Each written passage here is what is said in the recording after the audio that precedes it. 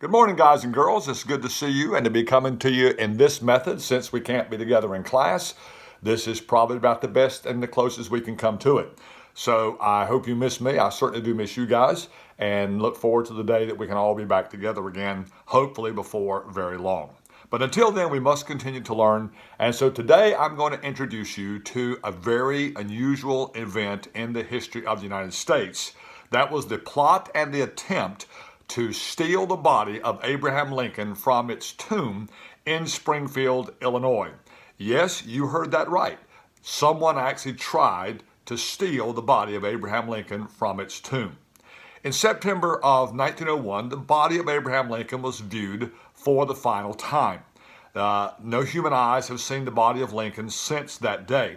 Those who were present when his body was viewed in 1901 said that it still looked amazingly like Abraham Lincoln, except his skin tone had turned to the color of bronze. Embalming techniques of that day were pretty effective in maintaining the consistency of the human body. Now, this had been done 5 times before the last viewing in 1901. So why did people insist on opening the tomb of Lincoln and checking on that body so frequently? Well, it's because in 1876, on Election Day in 1876, as a matter of fact, there was an attempt to steal the body of Abraham Lincoln. Now, why would anyone want the body of Abraham Lincoln? Well, that's an interesting story that is connected to counterfeiting of all things. A man by the name of Big Jim Calley was a counterfeiter. He was known throughout the world as someone who was quite good at producing counterfeit money, and his main counterfeiter, the one who did most of the printing for him, was a man named Benjamin Boyd. Well, Boyd got caught counterfeiting and was sentenced to jail and placed in prison, so Big Jim had lost his main counterfeiter and he was losing money. So in order to have money, he had to find someone who could make money so he could make money to have money. That's a little confusing. So Big Jim Canally, he comes up with a plot of a way that he can get Boyd out of jail. In his mind, he thought, if I can kidnap the body of Abraham Lincoln, I can hold that body for ransom, not for money, but to insist that the government release Benjamin Boyd so he could get back to his counterfeiting operation and continue to make money.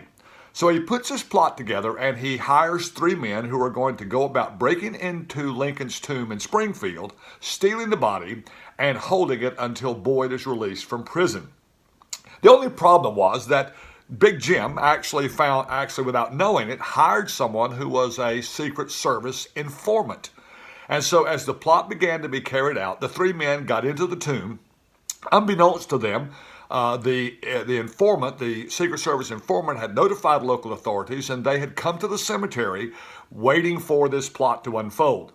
And so upon the signal, as they began to enter the tomb, someone's gun went off accidentally, and the kidnappers all fled and were not caught.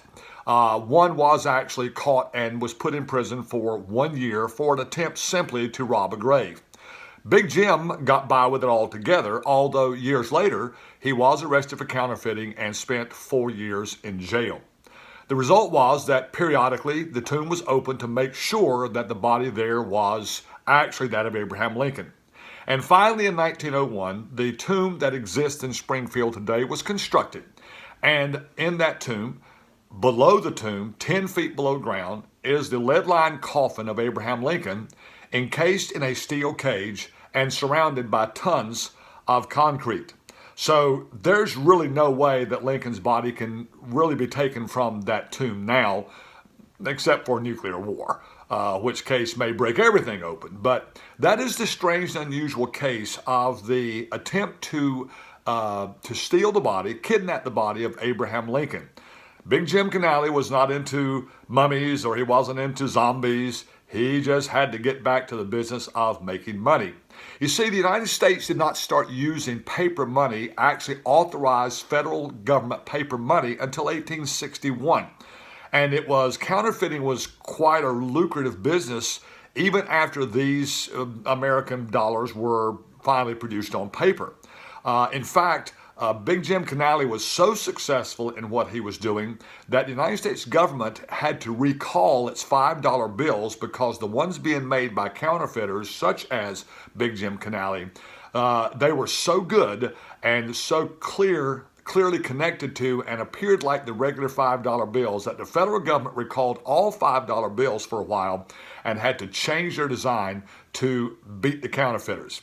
But before that happened, a lot of funny money was flying around, and this was making counterfeiters a lot of money.